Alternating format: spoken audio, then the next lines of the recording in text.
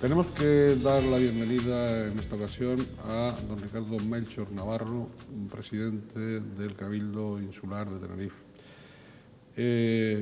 nuestro presidente de la isla. Don Ricardo, muy bienvenido a Canal 8, muy bienvenido a este programa de Directo al Objetivo, donde vamos a hablar de usted y de sus cosas, o de algunas de sus cosas.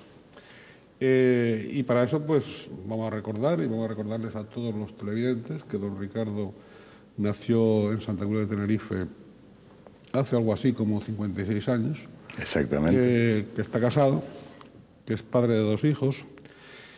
Y además es notorio que usted se considera un hombre hogareño, un hombre que le da gran valor a la familia.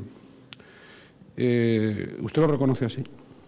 Sí, bueno, en primer lugar, Ricardo, por invitarme a estar aquí en Canal 8, donde me encuentro pues muy a gusto, por supuesto, y un saludo desde luego a todas las personas que nos están viendo y que nos están escuchando. Pues sí, me encuentro una persona que me gusta el hogar, me gusta la familia, me gustan las cosas, yo creo que la mayor parte de las cosas que nosotros entendemos que son cosas sencillas, que son cosas naturales, aunque son, pues, desde mi punto de vista, las cosas más bonitas, ¿no? Y que a veces esa familia no tiene todo el tiempo suyo. Bueno, eso es así, desgraciadamente yo creo que se le ocurre a muchísimas personas, ¿no? A todos nos gustaría dedicarle un poquito más de tiempo a la familia, un poquito más de tiempo a la naturaleza, un poquito más de tiempo a los amigos, un poquito más de tiempo. Pero bueno, si no, tampoco tendría a lo mejor ese valor, fíjate. O sea, si tuviésemos mucho más tiempo, si el día en vez de 24 horas tuviese 50 horas o algo parecido y tienes 2 horas o 4 horas para la familia y 2 para los amigos, pues a lo mejor tampoco lo apreciarías tanto. De esa manera, el tiempo que tienes, pues lo aprovechas y lo disfrutas y te sientes muy a gusto. Muy bien, cada día nos trae siempre su propio afán. Bien, usted se forma como ingeniero industrial superior en la Universidad de Navarra y en la especialidad de organización industrial, y asimismo con una beca del gobierno alemán. Posteriormente sigue estudios para obtener otro título, el de ingeniero superior en economía y en construcción de máquinas por la Escuela Técnica Superior de Aquisgrán. ¿Por qué esta decisión segunda? ¿Cuestión de autoexigencia? ¿No le bastaba a usted la ingeniería que con tanto prestigio imparte la Universidad de Navarra en San Sebastián? ¿Por qué esto de las 2 ingenierías? ¿No tenía bastante con una o qué? Pues probablemente si no hubiese conseguido pues, esa beca tan buena del gobierno alemán, pues no hubiese hecho una segunda carrera. Me hubiese bastado porque además me costó en aquella época, pues bueno, en aquella época y ahora, ¿no? La carrera de ingeniero superior es una carrera fuerte, dura, donde hay que meter muchísimas horas, mucho sacrificio, pero que al final, cuando tienes la satisfacción de terminar la carrera, pues tú dices, bueno, ya está bien y ahora voy a intentar trabajar. Y así era realmente lo que me había propuesto, y por ello... Perdone, lo que se había propuesto en San Sebastián, al acabar. En San Sebastián al acabar, y aquí estaba haciendo yo las prácticas de milicia en el cuartel de San Francisco, en el Cristo de la Laguna, y de repente leo en un periódico que ya no existe, que era la hoja del lunes, la hoja del lunes, pues un anuncio muy pequeño en el que ponía el gobierno alemán concede 13 becas para españoles que tanto de posgrado como que iniciaban sus carreras como doctorandos, y tenían preferencia a los ayudantes de cátedra. Bueno, pues yo escribí, envié mi currículum y mi expediente académico y bueno, pues la sorpresa que de, no sé, 700, 800 personas, fui seleccionado entre los 50 primeros. Y así me lo pusieron desde la embajada en Madrid, y que ya ahora decidí a Bonn. Y después tuve la suerte que dentro de esos 50 pues fui elegido entre los 13 y tuve una beca extraordinaria, importantísima para mí, que es la que me posibilitaba sin ningún tipo de ingreso económico, y desde luego mi familia pues no se podía permitir el lujo de seguirme pagando o ayudando a contribuir en lo que son los estudios, y entonces pues decidí esa formación que entiendo que es absolutamente, o que es por lo menos muy importante, la complementariedad con la técnica. La carrera de ingeniero te da una formación técnica, una forma de pensar, de separar rápidamente lo que es el trigo de la paja, de ser pues, muy pragmático en tu forma de actuar y tu forma de pensar y tu forma pues, de aplicar los conocimientos que tienes. Pero hacía falta una parte más, aparte de esa formación, que yo creo que es buena, pues hacía falta la parte pues, económica y la parte legal y toda la parte bueno, más de ciencias, ¿no? Y tuve la suerte de que me admitiesen en la Universidad de Aquisgrán, que es una de las universidades de mayor prestigio de Alemania, y con esa beca, pues desde luego, pues, poder realizar ese estudio que para mí fue muy importante. Y además una ciudad preciosa y un núcleo de cultura importante, ¿no? Sí. Fíjate, Ricardo, que al igual que elegí en su día San Sebastián para estudiar ahí la ingeniería, que es una ciudad pues más o menos de la dimensión de Santa Cruz y La Laguna, de la conurbación urbana pues, en la que me había desenvuelto pues, toda mi vida, ¿no? No me hallaba yo, o no me veía yo, pues en una ciudad de millones de habitantes, cogiendo metros y trenes y polución y tal, sino que tuviese una dimensión que tú pudieses pues, rápidamente conocer y participar en la sociedad. Y Aquisgrán igual, Aquisgrán es una ciudad que tiene pues, unos 230.000, 240.000 habitantes, está en la frontera, está en Alemania, pero en la frontera con Bélgica y con Holanda, es donde fue coronado Carlomagno en el año 800, y bueno, es una ciudad muy universitaria, donde pues, aproximadamente el 15% de la población es universitaria, una universidad muy antigua y de mucho prestigio en Alemania y en toda Europa. Y bueno, pues tuve la suerte de que coincidiesen una serie de cosas y me aproveché de ella. Claro, suerte y esfuerzo. Y periodos amplios, unos periodos amplios de formación. Y eso también va a significar que usted, pues hasta los 30 años, no regresa a Tenerife, digo, de manera definitiva, precisamente por todas esas etapas formativas de las dos carreras, de las dos ingenierías. Aparte de la dimensión académica, ¿en qué le enriquece la personalidad esa estancia en San Sebastián y en Alemania? Porque seguro que aunque, dicho en román paladino, con esa mentalidad provinciana, entre comillas, de no ir a la gran ciudad a formarse, sino en una ciudad provinciana, que dicen los cursis, pero aparte de toda esa formación técnica, de esa formación académica, me imagino que usted, tanto en San Sebastián, que es otra gran ciudad, como en Aquisgrán, también obtiene otros enriquecimientos complementarios, digamos. Sí, sí. Y fíjate además que yo partía porque yo creo que los tinerfeños aquí nunca hemos sido provincianos en ese sentido. Yo creo que además en la época que estoy hablando, que es finales de los años 60, principios de los años 70, éramos posiblemente la parte de la sociedad española más abierta, más europeizada, con mayores conocimientos incluso de idiomas y de contactos con Inglaterra, con Alemania, con Francia, con el resto de Europa. Y esa es nuestra sociedad, no nos olvidemos, fíjate la influencia que hay en nuestra sociedad de Inglaterra, de Italia, de Portugal, de Irlanda, de Alemania, de cada uno de los países. Y esa influencia no la tenía el resto del territorio español, salvo las regiones más fronterizas con Francia, como es Cataluña, como es el País Vasco. Pero no lo tenían ni Galicia, ni Extremadura, ni Castilla, ni nada parecido. Y fui y estudié la carrera pues, en una ciudad que también era pues, prácticamente fronteriza con Francia, como es San Sebastián. Y ahí conocí pues, ahí conozco y hice grandes amigos.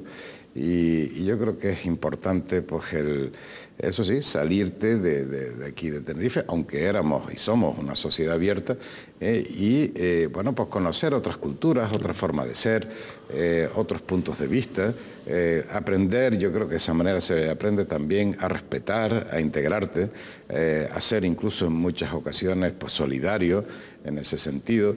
Y yo la verdad que tuve la suerte de integrarme rápidamente en la sociedad vasca, pues jugaba en su selección de baloncesto y bueno, y me invitaban a las fiestas y lo único que no hacía es hablar vasco o meterme en política, eso sí es verdad que no lo hacía.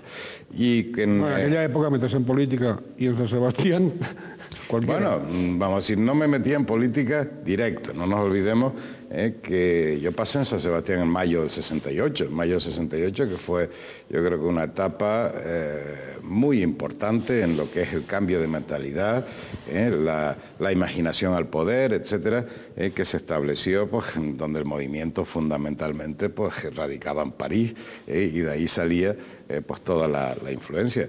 Y posiblemente de los españoles que estaban más próximos a París físicamente, pues me encontraba yo en San Sebastián, incluso pues en algunas ocasiones cuando podíamos cogíamos el tren desde Hendaya, nos íbamos a París, en tercera, eso sí, por la noche y tal, y bueno, y por lo menos te abrías a una información que no tenías en aquella época en el resto del territorio español y conocías otro mundo, otras inquietudes y podías comparar y ver pues en qué guagua es en la que te tenías que subir, ¿no? Perder el ombliguismo y aquello de que el canario conviene que salga de la jaula para volver a la jaula, el reencuentro con la jaula. Bueno, eso es extraordinario, ¿no? Yo creo que... el reencuentro con la jaula, que en su caso se produce en 1977. Efectivamente. Y empieza usted a trabajar en CAPSA, en el puerto, creo recordar, o así. Empieza a trabajar en CAPSA y posteriormente en UNELCO, ¿no? Aproximadamente casi un decenio, ¿no? En esos trabajos, esa experiencia profesional del puerto, por lo tanto el puerto lo conoce usted y ya voy a entrar en directo en la actualidad. El puerto lo conoce usted desde dentro y desde hace años. ¿Es necesario el puerto de Granadilla? ¿O el puerto de Santa Cruz todavía no se ha desarrollado suficientemente? Bueno, una cosa no implica lo otro, ¿eh? Es decir, vamos a ver, efectivamente tuve la suerte de que se me dio la oportunidad de estar al frente de la principal empresa portuaria. Estamos hablando del año 77, sí. Y aproveché esa oportunidad y para mí fue pues la universidad de la vida. Perdón que le interrumpa, fue director gerente. Sí, o sea, sí. Es decir, vamos a ver si me faltaba precisar periodísticamente esto, porque, digamos, no es que pasaba por allí y se puso a trabajar, no, director gerente. Sí, con una... bueno, pues importante responsabilidad y lógicamente para mí fue una escuela extraordinaria, ¿no? No nos olvidemos que además aquella época era una época donde, bueno, todavía no existía el Estatuto de los Trabajadores, no había el famoso Pacto de la Moncloa, en fin, empezaban los primeros pasos de la democracia, que ahora pues celebramos prácticamente pues su 25 aniversario de la Constitución, y por lo tanto eran momentos turbulentos en una actividad además absolutamente estratégica en nuestra isla o en cualquier isla como es el puerto, y bueno, que suponía, pues recuerdo que durante los años que estuve director gerente de CAPSA, pues bueno, entraba yo en la empresa pues aproximadamente a las 7 o 7 y media y me iba pues a las 10 de la noche, pero los 365 días del año. Sin vacaciones. Salvo algunos domingos que iba a las 9 y me volvía pues a la 1 o a las 2 de la tarde. Para mí fue una escuela extraordinaria y además agradezco muchísimo a todas las personas que en ese momento pues, bueno, estaban a un lado o al otro lado, porque aprendí de los dos. Y además, como suele ocurrir en estas cosas, cuando hay respeto, cuando hay, se ve que una persona o las personas pues, actúan pues, según su mejor conocimiento, pero con esa lealtad a sus conocimientos y a su sociedad, etcétera, aunque tengas diferentes criterios, al final pues son grandes amigos. Y por eso, con largas discusiones que tuve yo, pues con muchas personas, por ejemplo, del Comité de Empresa de Portuario, y que años después nos vemos y nos damos un gran abrazo y desde luego nos llevamos siempre una gran alegría cuando nos vemos. Pero dicho eso, te voy a contestar a tu pregunta. El puerto de Santa Cruz de Tenerife, bueno, tiene todavía, y así fue también el acuerdo que tomamos en el Cabildo de Tenerife, tiene todavía una capacidad de crecimiento. Y esa capacidad de crecimiento es la que nosotros decimos que se haga ya, y que es importante, y que es necesario. Pero lo que también está claro es que si el puerto de lo que es la mercancía, lo que denominamos mercancía cautiva, tanto de entrada a la isla como de salida a la isla, sigue creciendo, y sigue creciendo pues aproximadamente como crece el Producto Interior Bruto de nuestra isla, pues crecerá en torno a un 3, 3,5, 4% anual. Por lo tanto, ese crecimiento pues llegará un momento en que, a pesar de las nuevas instalaciones, no dé para más. Si solamente tuviésemos el tráfico cautivo, pues probablemente el puerto de Santa Cruz de Tenerife, con esas nuevas instalaciones, tendríamos para 20, 25 años. Pero hay otra cosa importante, que es nuestra situación geoestratégica.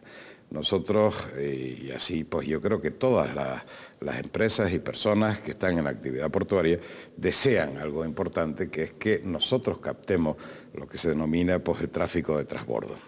Tráfico de transbordo que viene fundamentalmente en contenedores. Y ese tráfico de transbordo, yo en eso soy más sosegado en ese sentido que otras personas que consideran que de entrada podemos obtener 500.000 o 1 millón de unidades equivalentes de 20 pies. Yo creo que en el transbordo hace falta una cultura, pero que tenemos que trabajar y se está trabajando para ello, y podremos ir subiendo pues, de 100.000 a 200.000 o a 300.000 contenedores año. ¿Eso qué es lo que implica? Que entonces, en vez de tener 20 o 22 años de vida con esas nuevas instalaciones del puerto, pues tendríamos aproximadamente 9 o 10 o 8 en función de cómo crezca pues, el PIB y el tráfico cautivo. Como un puerto tardas en construirlo 6 o 7 años, tendrías que empezar ya a construirlo para que en el caso que se produzca, pues lo tenga.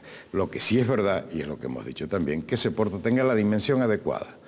Que si dentro de 20 años, dentro de 25, dentro de 30, resulta que se nos queda pequeño todas las dársenas del puerto, pues bueno, que ahí habrán también políticos y tendremos una sociedad que tiene derecho a decidir en ese momento cuál será pues, su crecimiento o si le interesa crecer más o no.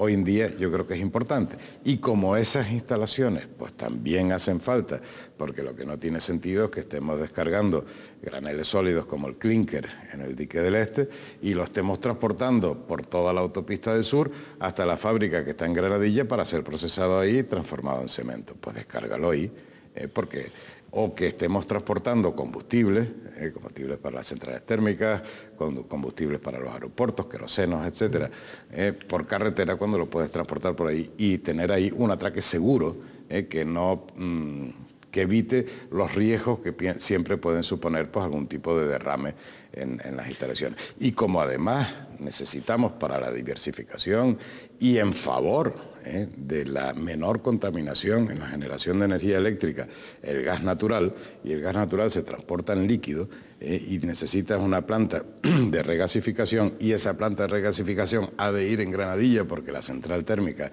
está en Granadilla, pues necesitas el atraque también para los buques que transportan el gas natural líquido.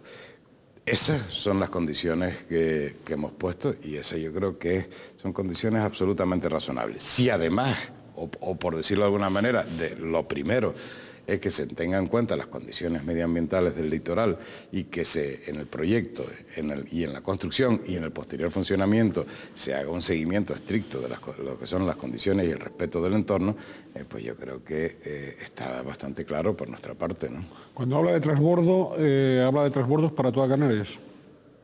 O transbordo de mercancía desde el puerto de Tenerife a otros puertos, no fuera de Canarias. Fuera de Canarias. El transbordo de mercancía dentro de Canarias lo consideramos como tráfico cautivo prácticamente, ¿no? Y sobre todo porque puede ir de aquí a La Gomera o a La Palma, etcétera. No, nos referimos a transbordo de aquí pues a África o otras islas de la Macaronesia, etcétera, ¿no? Bien, también en UNELCO tiene responsabilidades directivas. Es una etapa en la que, porque yo quería preguntarle, da la impresión de que UNELCO, después de pertenecer, digamos, al INI, de algún modo goza de una autonomía que ahora posiblemente ha perdido con Endesa, ¿o no? Porque probablemente. A usted le tocó una etapa en la que yo creo que había más autonomía, de hecho, sí. Se pasó de la presidencia, por ejemplo, estaba en Madrid, yo recuerdo la presidencia de UNELCO, estaba en Madrid, No, la presidencia de UNELCO. Estuvo en Madrid, después sí, la etapa de línea estuvo en Madrid, después, bueno, el presidente estaba en Madrid. Eso sí. Eso sí, el presidente estaba en Madrid. Después pasó aquí, en fin, estuvo Eduardo de la Cruz, en fin, una serie de presidentes que estuvieron aquí. Después pasó a Las Palmas, donde permanece. Pero da la impresión de que tenía una autonomía empresarial mucho mayor de la que tiene ahora, ¿no? Sí, efectivamente es así. O sea, al principio UNELCO, como una empresa del INI, tenía la autonomía que tenían cada una de las empresas de línea, aunque tenían que presentar sus programas operativos anuales, su PAIF y cada uno de sus elementos, pues a la división eléctrica o energética del INI. Después la parte del INI la adquirió otra empresa del INI que se llama Endesa, que adquirió pues la parte, con lo cual UNELCO ya no dependía directamente del INI, sino dependía pues a través de Endesa del INI, pero la política la establecía Endesa. Después se produjo todo el proceso de privatización de Endesa y con lo cual pues hoy en día prácticamente UNELCO es como, vamos, pues un brazo de Endesa en las Islas Canarias, lo mismo que ocurre pues sí, probablemente en GESA, en Baleares, en Sevillana, en Andalucía y en RZ en Aragón, ¿no? ¿A usted le molestó el que, por haber trabajado profesionalmente en UNELCO, en su cualidad de ingeniero durante una serie de años y con la responsabilidad que tenía, responsabilidad de dirección también, el que después en el conflicto de Vilaflor se mezclasen churras con merinas, en este caso, yo creo que eso supongo que le molestó, ¿o no? Yo creo que eso fue hecho desde luego con mucha mala intención, siempre a espaldas. O sea, a mí nadie me dijo en la cara nunca nada de esto, sino siempre por detrás. Y cuando tú le decías, bueno, ¿y eso qué tiene que ver? No, yo no quise decir eso, porque yo, porque tú, porque no sé qué, porque no sé cuánto. O sea, con personas que se escudan pues siempre en el medio anonimato, en el no sé qué, no sé cuánto, quiere decir personas de muy poco valor y de poca valía. El que yo hace pues 18 años o 17 años estuve trabajando en UNELCO, al que no vuelvo a trabajar, porque ya no me podría reincorporar, porque hoy en día no hay nadie en UNELCO que sobrepase pues los 52 años, me parece, o los 53, y yo tengo 56, como muy bien dijiste al principio. Y que además estoy dado de baja, ¿no? Y que además esas mismas personas con mucha mala intención deben de recordar que en el año 87, finales del año 87, cuando llegamos al Cabildo, y se había aprobado para la isla de Tenerife, por UNELCO, por el famoso Pacto del Progreso, por el gobierno de Canarias, que es el competente en política energética, donde estaba el Partido Socialista, por el Madrid, donde estaba un ministro de Industria y Energía socialista y canario, donde todo era socialista y todo. Entonces se había aprobado la instalación de una central térmica de carbón en Granadilla y fuimos nosotros los que paramos la central térmica de carbón y como consecuencia de eso no lo tenemos, y que aquello fue, sí es verdad que fue un daño importante a UNELCO porque se estaban construyendo en Bilbao, en una UTE que se había formado entre astilleros españoles y Babcock Wilcox. Y ahí, yo que no sabía que no iba a regresar a UNELCO, lo puse claramente sobre la mesa y luchamos. Y fui amenazado 10.000 veces, no por UNELCO, sino por el mismo tipo de personas que sí. Después pues dicen estas cosas también. Sí, hay personas que se rodean. A mí esas personas hay personas que se rodean hasta de canes para hacer este tipo de maniobras, pero en el fondo son responsables ellos, venga. Sí, a mí lo que me da es tristeza que personas de este tipo pues incluso pues, pueden estar hablando en televisión o pueden estar hablando en algún medio, porque de luego no tienen categoría ninguna. Si una persona tiene esa duda, que lo diga y te lo dice delante. Y te dice, mire, por esto y por esto.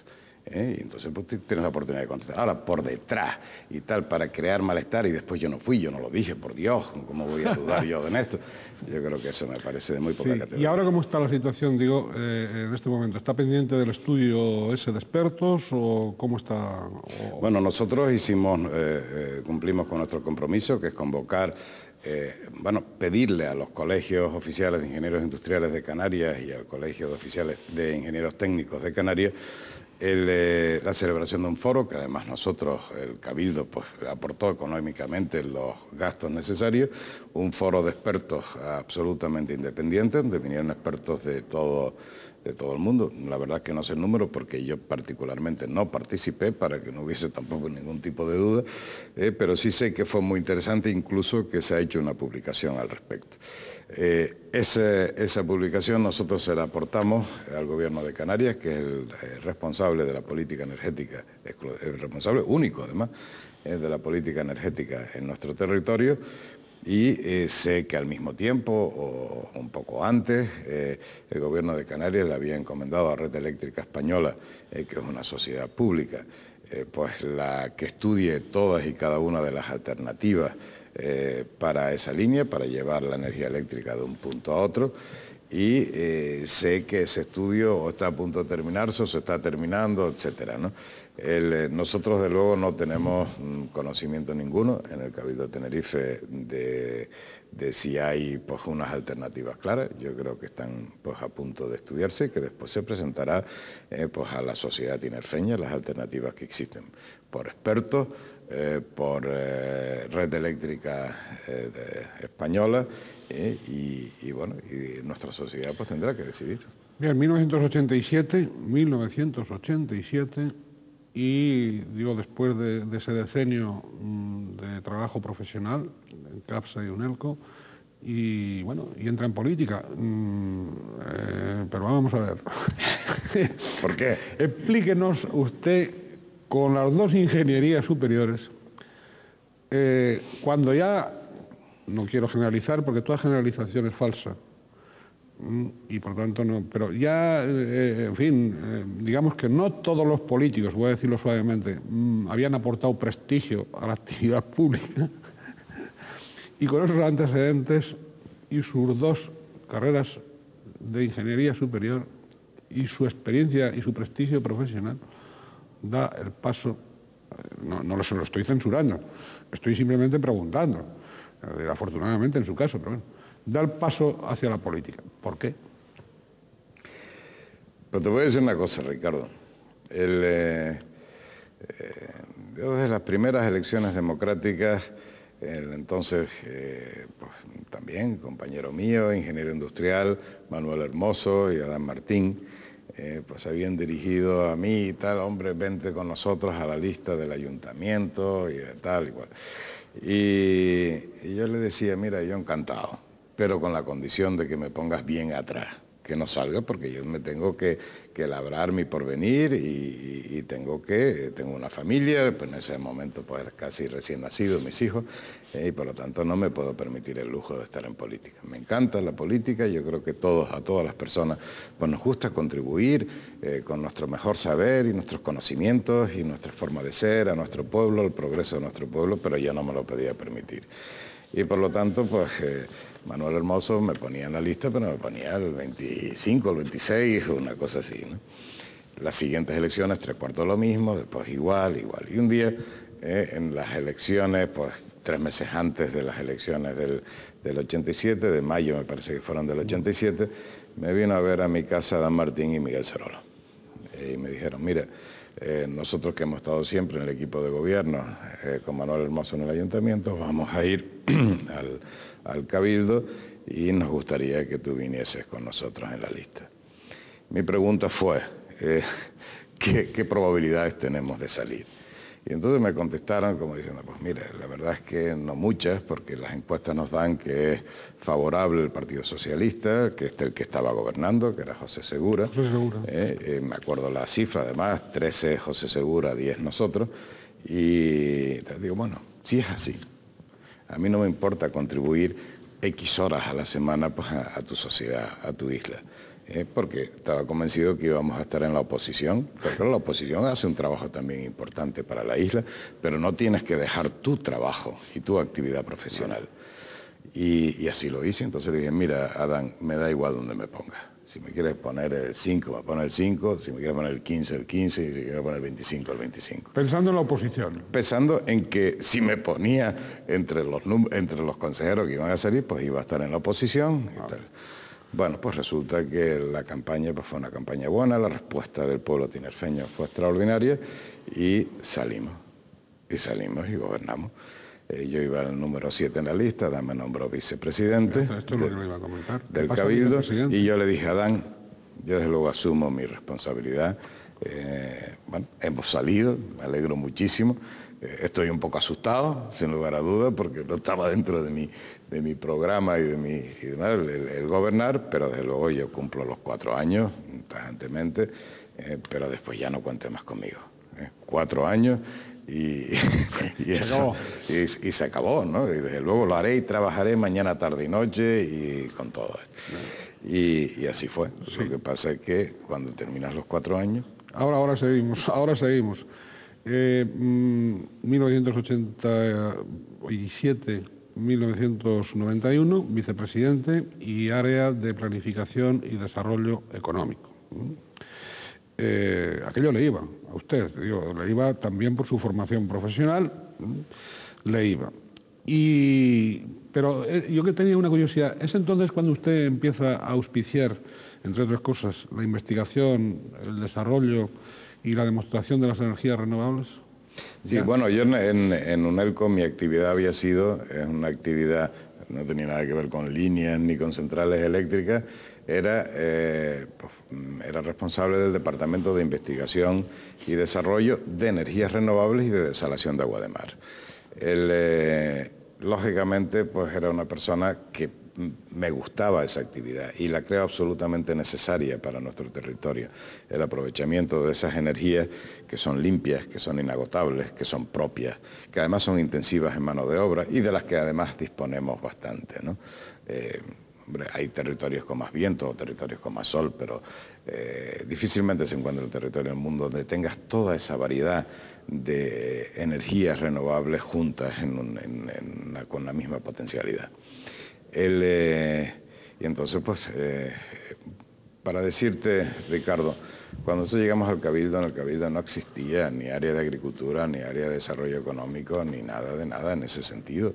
Es decir, existía un área de obra fuerte, donde, bueno, pues habían técnicos que no eran de construcción, pero para las expropiaciones agrícolas o para el jardinado de la Casa Cuna o el jardinado del Hotel Mensei. Pero nosotros entendimos que el Cabildo tenía que ser motor de la isla, tenía que procurar pues generar puestos de trabajo, generar riqueza y renta para nuestra gente, equilibrar en nuestro territorio pues todo lo que se pueda equilibrar, que no se quede ningún sector atrás, que el sector agrario siga siendo un sector agrario importante con todas las dificultades que tienen todos los sectores agrarios en el mundo, pero para nosotros es estratégico y fundamental. Que el sector industrial, con todas las dificultades, pues siga siendo un sector industrial. Que el turismo, del que dependen pues muchísimo, la inmensa mayoría, directa e indirectamente, de los puestos de trabajo en nuestro territorio, pues no sufriese unos altibajos importantes. Y entonces ahí había que hacer pues ese área de desarrollo económico y de planificación, al que se incluía también la artesanía, que estaba a punto de desaparecer en muchísimas cosas. Y por eso pues creamos ese área, yo creo que con gran visión por parte de Adán Martín, y como él me conoce bien, pues me puso al frente de esa área y creamos, pues fíjate, en esos 4 años la Institución Ferial de Tenerife, creamos el Instituto Tecnológico de Energías Renovables, creamos la Empresa Insular de Artesanía, creamos la Fundación de las Artesanías de España y América, creamos muchísimas cosas que fue después la estructura y la base para todo el desarrollo, o una parte importante del desarrollo económico de nuestra isla. Las cifras están ahí. O sea, cuando nosotros llegamos en el año 87, el segundo semestre del año 87, al Cabildo de Tenerife, nuestra isla estaba contemplando las cifras como si fuesen provinciales por la isla de Tenerife, porque el peso específico es muy importante, pues casi en la cola de las provincias, de los datos en renta per cápita de las provincias españolas. Estábamos, si no recuerdo mal, el 29 o el 30. Gran Canaria o Las Palmas no estaba mucho mejor, estaba 2 o 3, pero escalones por debajo nuestro. Ahora estamos en el tercio de cabeza. En nuestra isla existía algo más de un 30% de parado. En nuestra isla existía más de un 33% de pobreza. En nuestra isla existía incluso no existía ánimo, no existía ni siquiera mucha ilusión por sacar las cosas adelante. Yo creo que se generó, pues con todo ello, pues un programa y una forma de actuar con ilusión, que es lo que te da además la fuerza para trabajar y para desarrollar. Desarrollamos el plan insular vitivinícola, nuestros vinos estaban hechos un desastre, la ganadería estaba hecho un desastre, es decir, todo, si tú lo miras así, todo estaba así. Y se generó con fuerza pues un nuevo proyecto con ilusión, con fuerza, con dinamismo, donde se iban incorporando cada vez más personas, 100, 1000, 10.000, 50.000 personas trabajando cada uno en su ámbito con ilusión por esta tierra, donde te sentías orgulloso de tu cosa y donde te sientes orgulloso de tu tierra y de lo que estás haciendo, que forme parte de ti tu tierra. Y eso lo conseguimos y a partir de ahí pues montamos este edificio que nos ha transformado a su vez pues en una isla, como te decía antes, que estamos en el tercio de cabeza, la principal isla del archipiélago, sin lugar a dudas, la isla con mayor Producto Interior Bruto del archipiélago, la isla donde más repartido está la renta familiar en el archipiélago, la isla donde más ha decrecido el paro en el archipiélago, la isla, así podría seguir, la isla con mayor cantidad de espacios protegidos del archipiélago, la isla con la mayor masa forestal de la historia, por lo menos de los últimos 350 años en este momento, con más de 50.000 hectáreas de bosque, es decir, hemos transformado todo, nos queda camino por recorrer. Bastante, y quizá en el reparto ese de la riqueza, aún siendo la mejor, como usted dice, queda bastante trecho. Me da la impresión de que es muy poco conocido el que esa dedicación suya estábamos en las energías renovables, esa dedicación suya, pues le ha llevado a que sea usted experto de la Dirección General 17, Investigación más Desarrollo de la Unión Europea, miembro del Comité Científico del Instituto de Energía Solar de Alemania, miembro fundador del Consejo Solar Europeo, Club de París,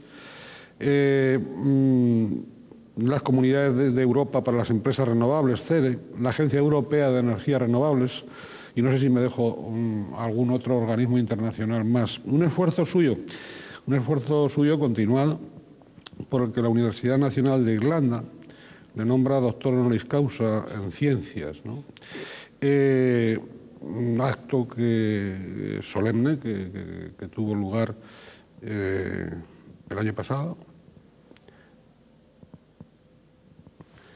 Y aquí dio usted vida pues, a todas esas realizaciones que está mencionando. Está citando al presidente Adán Martín y que duda cabe que si el director de orquesta no permite que los buenos maestros de música desarrollen las partituras, pues no sale la armonía, no sale la pieza armónica. Pero el motor fue usted. ¿Cómo estamos ahora mismo en esa materia de las energías renovables? Bueno, yo creo que aquí, y fíjate, Ricardo, se nos considera y aprecia mucho más fuera de nuestro propio territorio la labor que se está haciendo en energías renovables que quizás dentro de nuestro territorio. Y por ello, pues todo ese reconocimiento que para mí, desde luego, fue un tremendo honor. Bueno, doctor honoris causa, tú lo sabes, como catedrático de una universidad, que es el máximo grado que te puede dar una universidad, que la Universidad Nacional de Irlanda, que es la única universidad que existe en Irlanda, lo hiciese, pues para mí fue un tremendo honor. Pero un honor que tengo que compartir con mucha gente. Tengo que compartir, en primer lugar, pues con todas las personas de aquí, del Instituto Tecnológico de Energías Renovables, estos jóvenes hombres y mujeres que están luchando desde hace más de 10 años en la investigación, en el desarrollo, en la demostración, en la divulgación de las energías renovables, consiguiendo éxitos importantes y que han transformado además en ese centro que tenemos en el kilómetro, y se lo digo a todos los espectadores que quieran verlo, en el kilómetro 52 de la autopista del sur, donde se ven unos aerogeneradores al fondo, ahí está el principal centro de demostración de las energías renovables de Europa. Y ahí tenemos un centro extraordinario, importante para nosotros, importante para todas las islas y archipiélagos del mundo, importante para todos los territorios que quieran aprovechar las energías renovables. Y ese es un reconocimiento pues, que de luego a mí me llenó pues, de orgullo y de satisfacción, y que nunca olvidaré ese acto tan solemne en la Universidad Nacional de Irlanda. Pero es que también cuando vas a Europa, y hace 15 días tuve una conversación con la comisaria, con doña Loyola de Palacio, comisaria de Energía y Transporte, pues también, y vendrá el 8 o el 9 de enero precisamente a inaugurar lo que es la primera urbanización bioclimática del mundo. Creo que hemos hecho un esfuerzo importante. Creo que además lo hemos hecho bien, pues todas estas hombres y mujeres, y sobre todo jóvenes con gran expediente universitario de nuestra universidad, de la Universidad de La Laguna. Pero tenemos que seguir trabajando en este campo, tenemos que seguir trabajando con los pies en el suelo. Es decir, lo que no se puede muchas veces, pues oímos declaraciones por ahí que son auténticos disparates, claro, y eso que son personas a lo mejor que con su mejor voluntad quieren favorecer las energías renovables, pero lo que están es perjudicándolos. Por favor, que la gente hable en estos temas específicos, energéticos, o como decíamos antes, portuarios, o de residuos, o de viticultura, o de lo que fuera, que cuando hablen en un medio de comunicación sepan lo que dicen, o por lo menos aproximadamente, porque si no se dicen muchas barbaridades.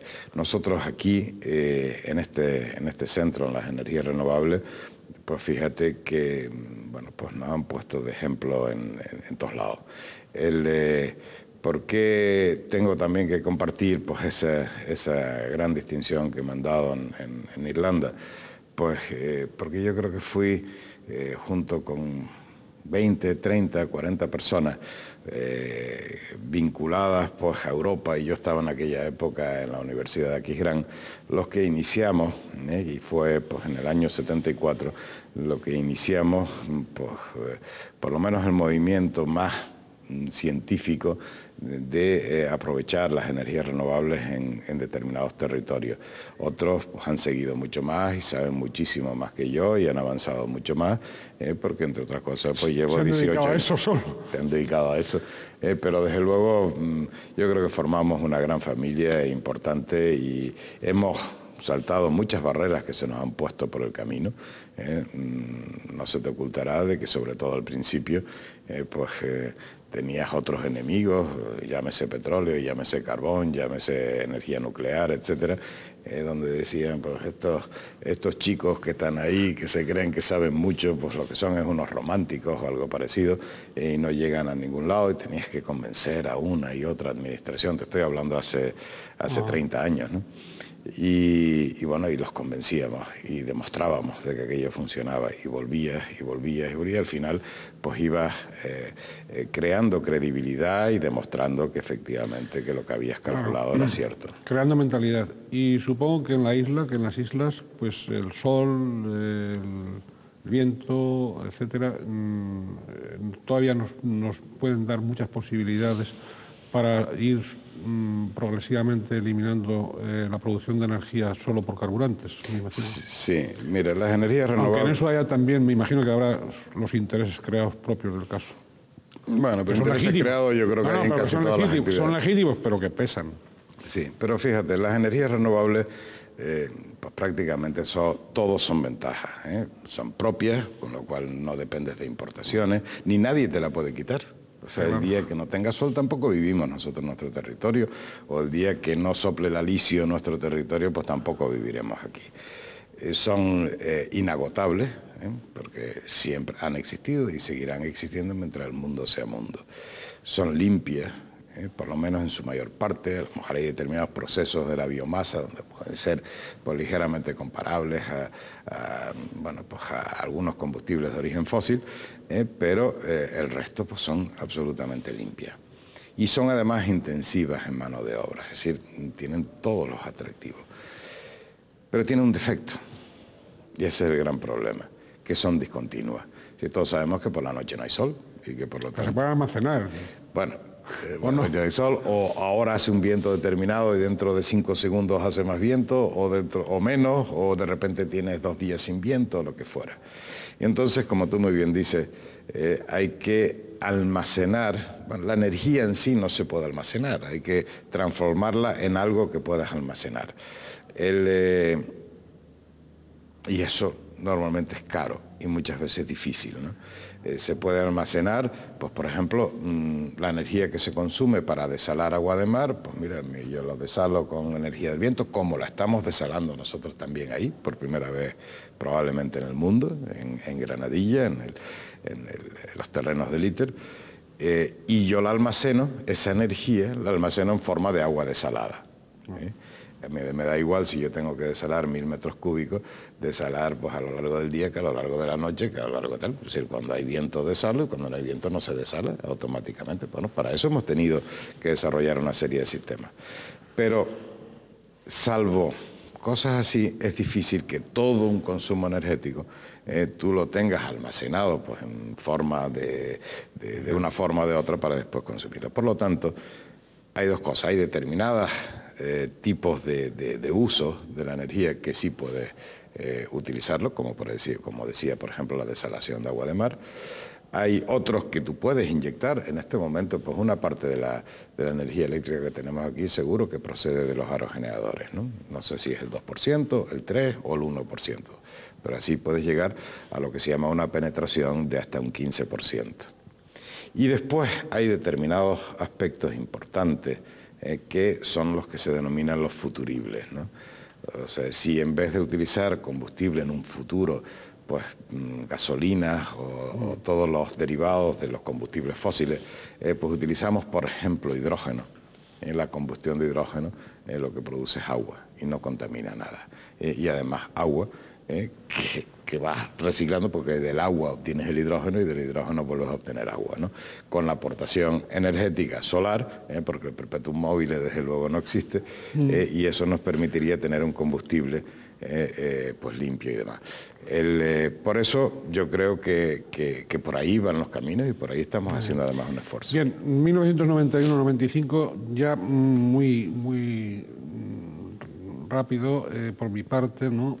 Área de Agricultura y Desarrollo Económico. A usted se le debe, entre otros, el Plan Insular Vitivinícola, las bodegas comarcales, estaciones de seguimiento de plagas, gabinetes vitivinícolas, Casa del Vino de la Baranda del Sauzal, jornadas técnicas, consejos reguladores o al impulso a los consejos reguladores de denominación de origen. Bueno, por eso usted ha obtenido distintos reconocimientos a partir de 1992, que creo que el diario de Avisos le hizo uno de ellos en esta materia, ¿no? Perdóname que te pregunte una cosa, ¿dónde sacas toda esa información? Uno es razón de edad, señor presidente. Por razón de edad uno siempre va tomando nota de las cosas de la vida de la isla, a la cual usted le consta que uno le tiene una entrega especial. Bien, ese plan representó, sin falsas modestias, una organización, no reorganización, porque cuando no está organizada una cosa no se reorganiza, se organiza. Entonces, por lo tanto, una organización del subsector y también la promoción exterior de los caldos tinerfeños. Se revolucionó los caldos tinerfeños. Bueno, yo puse ahí mi granito de arena, pero bastante. Bueno, 2 granitos de arena. Lo que quiero decir que yo creo que como casi todas las cosas, cuando se genera ilusión, aunque sea al principio, sea un puñado de personas, de 2, de 5, de 10 o de 20, y esa ilusión es lo que te da después también esa fuerza para ejecutar. Y la ilusión es contagiosa. Y si, como comprenderás, Ricardo, la que podríamos llamar revolución vitivinícola en la isla de Tenerife, no lo pueden hacer ni 1, ni 5, ni 10 personas, son cientos de personas pues luchando con un mismo objetivo. Sí, pero señor presidente, el impulso. Vamos a decir, el riesgo político. Bueno, bien, pues, hasta ahí llego, pero desde luego... Déjemelo ahí, del impulso, ¿no? Es decir, se nos va el tiempo y fíjese usted accede a la presidencia del Cabildo en julio de 1999, lo revalidan las urnas en este 2003, reveló de una manera muchísimo más amplia de lo que algunas encuestas daban y que incluso que su propio partido, Coalición Canaria, obtiene en otros ámbitos, digamos. Y sin embargo, la imagen del presidente del Cabildo, según algunos comentaristas políticos que nos conocemos, pues era una imagen apagada, una imagen... Claro, es una imagen que la ciudadanía ha comprendido que es de trabajo, ¿no? Me da la impresión, porque de trabajo y de hablar poco, por tener que trabajar por la isla, ¿no? Es decir, ¿usted ha obtenido esa percepción de que el conciudadano tinerfeño, más allá de las campañas de imagen y de las campañas esas que se organizan, campañas y contracampañas, sabe al final percibir quién trabaja y quién no trabaja? Yo creo que perfectamente, perfectamente. Yo creo que el ciudadano sabe, nota, percibe quién es el que trabaja, quién es la persona que trabaja con seriedad, quién es la persona que vigila, vamos a decir, los intereses de la isla. Igual que una persona sabe que porque ese perro ladre mucho, no va a ser mejor guardián que el otro que no ladre. Probablemente sea mejor guardián el que no ladre. Porque el que está ladrando está diciendo lo que va a hacer, lo que quiere que le haga, que se lo copien otro, preparar la estrategia del otro para que cuando venga tenerla ya enfilada. Es decir, yo creo que se avanza mucho más y estratégicamente siempre es así en cualquier actuación. Un jugador de póker le enseña las cartas al contrincante, jamás se la puede enseñar. Una persona que desea pues que tu isla, en todos los aspectos sociales, en los aspectos territoriales, la calidad de vida de nuestros ciudadanos, las actividades económicas, tu cultura, etcétera, avance, tú la estás divulgando por ahí. Tú lo que quieres es los resultados, que efectivamente las cosas avancen. Y eso yo creo que es lo importante, porque es que si no, estás descubriendo, por cada paso que vas, mire, ya viene este que me va a decir no sé qué y no sé cuánto. Y hay personas que a lo mejor no trabajan, o que trabajan muy poco, y su único argumento es hablar. Por eso lo de perro ladrador, poco mordedor. Y efectivamente es así. Yo creo, no quiero decir que yo sea pues uno o otro. Lo que sí quiero dejar claro es que cada persona pues tiene su estrategia, cada equipo de gobierno tiene su estrategia determinada. Hombre, de cuando en cuando hay que dar un ladrido, eso está claro. Sí. Pero no siempre, no sí, siempre. Usted los ha dado pocas veces. Pero cuando los he dado, los he dado. Sí, sin duda, sin duda. Y tampoco ha estado callado. Es decir, lo que no está es todos los días gritando, que es diferente. Bien, esos reconocimientos en las urnas de los tinerfeños, también, antes hablábamos de un reconocimiento académico de la Universidad Nacional de Irlanda, también podríamos hablar de ese reconocimiento del gobierno francés, que le concede a usted la Orden Nacional del Mérito, que es la segunda condecoración en el rango protocolario del país, y se lo concede por su trayectoria en promover el progreso social y ciudadano. Progreso social. Y en eso del progreso social es donde, ya estamos acabando, es donde, fíjense, si nos dejamos cosas de esta entrevista, habrá que continuarla en algún momento próximo. Nos estamos dejando el tren, el tranvía, nos estamos dejando que sí, que usted no me va a decir que ha puesto un granito de arena, que está poniendo un granito de arena, ahí por lo menos dígame que usted, reconózcame que usted, y no lo estoy halagando, la verdad periodística, incontrovertible, es usted el alma de todo eso. Así como flash, ese progreso social, ¿qué es lo que le preocupa del progreso social de Tenerife en este momento? ¿O por dónde va a...? En primer lugar, y ese es el objetivo que yo creo que siempre nos hemos puesto y donde siempre además harás un esfuerzo importante, es en que las personas menos favorecidas de nuestra sociedad, las personas que más sufren, las personas que menos tienen, las personas que más dificultades tienen en ser exactamente igual que el resto de los ciudadanos, pues eso tenemos que ayudarle. Y tenemos que ayudarle, por un lado, con la solidaridad necesaria, con el calor necesario, con el cariño necesario y con los medios necesarios. Y aquí en nuestra tierra hay mucha gente solidaria, hay mucha gente generosa y hay unas organizaciones no gubernamentales extraordinarias, otras más regulares, pero hay personas extraordinarias siempre dispuestas al voluntariado. Tenemos un voluntariado francamente bueno. Y conjuntamente con el voluntariado nosotros tenemos que hacer las acciones sociosanitarias para nuestros mayores, para nuestros jóvenes, para las personas con discapacidad, para intentar pues, que consigan la denominada vida independiente las personas con discapacidad, para los menores maltratados, para bueno, tantas partes de nuestra sociedad que necesitan nuestra ayuda. Esa es nuestra primera obligación.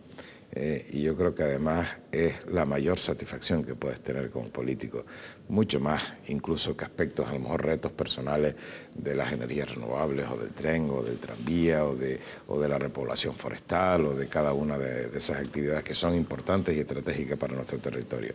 El poderle ayudar a una persona que además merece y tiene que recibir la ayuda tuya como administración y tuya como persona. Yo creo que eso es lo más bonito que puede hacer un político. Bien, ya finalizamos, se nos ha ido el tiempo. Repito que en el tintero se quedan muchísimas cosas.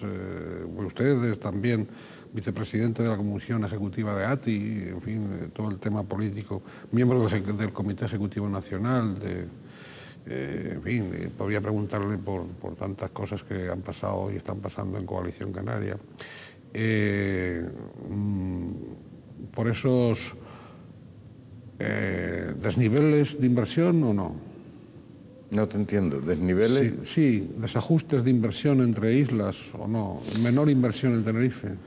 No, bueno, realmente a niveles de aprobación de los presupuestos están equilibrados, como no puede ser de otra manera, porque sabe que todo el mundo lo van a mirar con lupa, que equilibrado globalmente, no quiere decir pues, que en un área haya mayor inversión aquí que en Gran Canaria y en otra mayor que en Gran Canaria que en Tenerife. Lo que hay que estar después siempre absolutamente pendiente es que no haya algún tipo de modificación de crédito o que se paralice una obra como consecuencia de o alguna excusa determinada. Yo creo, en Canarias, los cabildos y todos los presidentes de cabildo creemos en Canarias, creemos en tal y como está estructurado. Yo creo que Adán Martín es y será un gran presidente del Gobierno de Canarias, que tiene un buen equipo de gobierno, tanto las personas de Coalición Canaria como del Partido Popular, pero hay que estar atentos en cada una de las cosas, en cada uno de los pasos, pues unas veces más calladitos, otras veces más activos, pero siempre con la pluma afilada y el lápiz para ir anotando cada una de las cosas, porque si no, sí pueden ocurrir pues, determinadas cosas que de luego no deseamos. Pero fíjate, Ricardo, que si no fuera así, no podríamos estar donde estamos. No me refiero políticamente, me refiero cómo puede colocarse Tenerife en el número 1 del archipiélago en Producto Interior Bruto, en generación de renta, en generación de puestos de trabajo, etcétera, si no hubiese inversión. Yo sé que entre los dos cabildos, a pesar de tener presupuestos similares, pues el Cabildo de Tenerife tiene mayor capacidad de inversión, bueno, pues tiene más actividad económica y además esa inversión genera como los ejemplos que hemos puesto antes, pues actividad y además inversiones privadas también en todo ese ámbito donde se tira de la economía, ¿no? Pero las cosas hay que estar y hay que tender cada vez más a estar equilibrados. Y es más, a medida que se finaliza Y yo creo que es importante que durante este mandato y esta legislatura se finalice lo que es pues las competencias de las administraciones públicas de Canarias. ¿Qué competencias tiene el Gobierno de Canarias? ¿Qué competencias tienen los cabildos? ¿Ustedes van a pedir más competencias o están dispuestos a admitir más competencias si están dotadas? Sí, efectivamente lo has dicho. Es decir, hay competencias que entendemos que deben de pasar a los cabildos y hay competencias que tenemos los cabildos que entendemos que deben de pasar a los ayuntamientos. Para, en definitiva, prestar el mejor servicio a nuestros ciudadanos. Hay competencias que hoy en día tienen los cabildos que podrían prestar mejor los ayuntamientos. Pues vamos a transferírselos los 7 cabildos a los ayuntamientos. Y hay competencias hoy en día que todavía mantiene el Gobierno de Canarias que se puede prestar mejor en los cabildos. Al final es conseguir una mayor eficacia, eficiencia, mejor servicio a nuestros ciudadanos, desde luego intentando que sea el menor coste posible. El menor coste posible porque, desde luego, si tú no consigues optimizar en un campo determinado, pues no tendrás dinero para el otro, porque el dinero es el que hay, ¿no? Y yo creo que ese es también un gran reto que tienen nuestras administraciones. Pues trabajo, y el otro rasgo importantísimo, entre otros, si hubiera que simplificar, de su labor política fecunda, es el talante de consenso. Talante de consenso que amplísimamente lo ha demostrado en la anterior legislatura y que me imagino que continuará, ¿no? Bueno, yo soy de la teoría, Ricardo, y yo creo que se ha demostrado, no por mí, sino por muchísimas personas, que dialogando se entiende la gente. La gente lo que tiene es que dialogar y ser respetuoso con el otro. De momento yo tengo que respetar tus ideas y a mí me gustaría que tú respetases mis ideas. Y si tenemos una disputa, pues nos sentamos. Y con ese respeto mutuo y ese diálogo, pues se llegan a consensos, porque somos así, las personas somos así. Y con el diálogo y con el respeto es como avanza una sociedad. Imagínate lo contrario, o sea, que no existiese diálogo entre las fuerzas sociales, que no existiese diálogo entre los grupos políticos, que no existiese diálogo en nuestra sociedad. Pues sería una sociedad que no puede avanzar, no puede avanzar. Y todo eso, diálogo, respeto, solidaridad, escultura y es paz. O sea, todo está de alguna manera enlazado entre sí. Sin duda, porque hay de los autismos. Por lo tanto, bienvenido el diálogo, sigamos con el diálogo y sigamos con esa mente abierta y con el espíritu de trabajo. Señor presidente de Tenerife, muchas gracias y tendremos próximas ocasiones por su benevolencia que mantener alguna que otra entrevista. Muchas gracias. Muchas gracias, Ricardo, muchas gracias a todos los espectadores y desde luego encantado, Ricardo, de estar aquí. Si me aguantas tú y me aguantan los espectadores, porque yo a veces hablo demasiado, o hablo mucho, me refiero. Lo que sí es verdad es que lo hablo pues, con la cabeza y con el corazón, no tengo papas en la boca. Eso se nota, y por aquello de que se nota, se agradece. Cuando se habla y se sabe lo que se habla, y de lo que se habla, y por qué se habla, yo pienso que toda la ciudadanía escucha. Cuando no se quiere hablar, por mucho que se grite, los conciudadanos, que son mucho más inteligentes de lo que siempre pensamos, pues proceden en consecuencia. Muchas gracias a todos ustedes por acompañarnos, por estar en este canal tinerfeño, Canal 8, y hasta el próximo programa.